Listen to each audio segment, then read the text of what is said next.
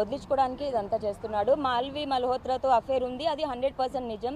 నా దగ్గర ఎవిడెన్సెస్ కూడా ఉన్నాయి. అతను ఒకవేళ డైరెక్ట్గా నేను ఇంకో అమ్మాయితో అఫేర్ ఉంది నాకు అని చెప్పున్నా నేను వదిలేసేదాన్ని.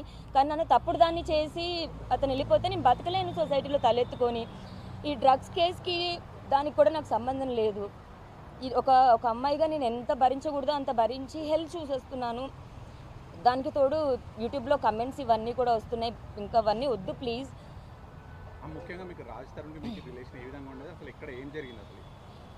మేము ఒక 14 ఇయర్స్ నుంచి రిలేషన్షిప్లో ఉన్నామండి.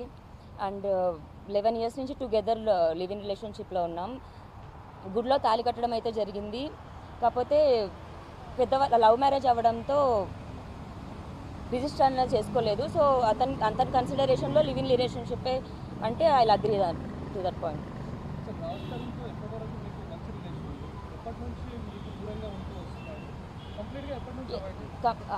అవాయిడ్ దూరం అన్నది అయితే ఏం లేదండి. మాల్వి వచ్చిన తర్వాత డిస్టర్బెన్సెస్ వల్ల నాతో మాట్లాడడం మానేశాడు. అంటే గొడవలు అయ్యేవి మాకు. మీరు అనుకుంటున్నారా లేకపోతే మల్హోత్రా ప్రస్తావన వచ్చిన ప్రతిసారి మీ మధ్య గొడవలు జరిగేవి? మరి ఆమెకి నేనుంటే ఏం ప్రాబ్లమో నాకు తెలియదు. ఒకవేళ ఒక కపుల్కి అఫేర్ ఉన్నా సరే అతని లైఫ్లో ఏది ఉందో అది యాక్సెప్ట్ చేసి మరి ఆ ఉమెన్ ఉండాలి.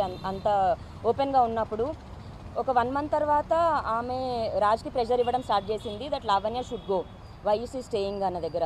సో అది నాకు రాజ్ ఇండైరెక్ట్గా గొడవ పడేవాడు నాతో.